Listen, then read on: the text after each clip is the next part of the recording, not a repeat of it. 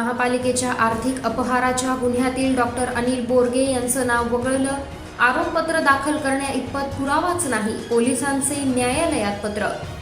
शासनाकडून महापालिकेच्या आरोग्य विभागाला 15व्या वित्त आयोगाद्वारे प्राप्त झालेल्या निधीतून 16,50,000 रुपयांचा अपहार केल्याप्रकरणी कोतवाली पोलीस ठाण्यात दाखल झालेल्या गुन्ह्यातून महापालिकेचे तत्कालीन वैद्यकीय आरोग्य अधिकारी डॉक्टर अनिल बोरगे यांचे नाव वगळण्यात आले.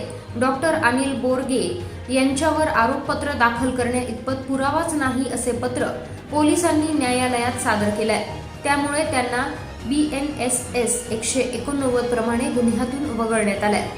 शासनाकडून महापालिकेच्या आरोग्य विभागाला 15व्या वित्त आयोगाद्वारे प्राप्त झालेल्या निधीतून 16,50,000 रुपयांचा अपहार केल्याप्रकरणी राष्ट्रीय आरोग्य अभियानाचे शहर लेखा व्यवस्थापक विजयकुमार महादेव रणदिवे आणि वैद्यकीय आरोग्य अधिकारी डॉक्टर अनिल बोरगे यांच्यावर फेब्रुवारी 2025 मध्ये कोतवाली पोलीस ठाण्यात गुन्हा दाखल करण्यात आलाय.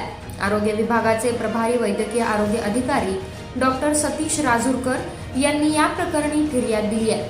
त्यानंतर दोघांना अटकही करण्यात आली होती.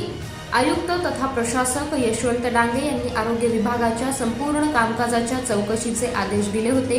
उपायुक्त विजयकुमार मुंडे, मुख्य लेखापरीक्षक विशाल पवार आणि प्रभारी वैद्यकीय आरोग्य अधिकारी डॉक्टर राजूरकर यांच्या समितीनं चौकशी करून आयुक्तांकडे अहवाल सादर केला होता.